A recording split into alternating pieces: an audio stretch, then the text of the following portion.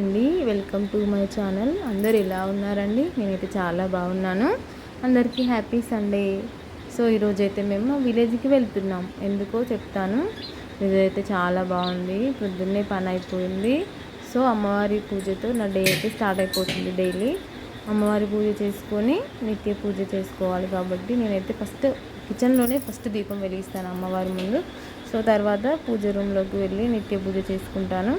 So ఈరోజైతే విలేజ్కి ఎందుకు వెళ్తున్నామో చెప్తాను. మాకు కోమరెల్లి దేవుడు ఉందండి, మా కులదైవం. సో ఇంటి దగ్గర మల్లన్న దేవుని గద్దె ఉంటుంది కదండి. సో ఈరోజు గద్దె కడిగేసి దేవునికి బోనం అండి నైవేద్యం పెడతామన్నమాట శ్రావణంలో.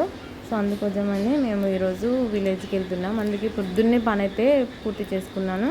సో మా ఇద్దరు చిన్నపిల్లలు ఉన్నారు కానీ వాళ్ళని లేపడానికి టైం పడుతుంది కాబట్టి పొద్దున్నే పూజ అయితే అయిపోయింది. సో అన్ని దేవుళ్ళకి కొబ్బరికాయ కొట్టేసి మా విలేజ్కి అయితే వచ్చేసాం. ఇదిగో మా కొమరెల్లి మల్లన్న దేవుడు, మా కులదైవం. చాలా పవర్ఫుల్ గాడ్, మాకైతే చాలా ఇష్టం. సో మేము ప్రతి ఇయర్ అయితే బోనాలు చేసుకుంటాం. 5 ఏళ్ళకి ఒకసారి పట్నాలు వేసుకుంటాం. నచ్చినట్లయితే సబ్స్క్రైబ్ చేసుకోండి, లైక్ చేయండి. థ్యాంక్ యూ అండి.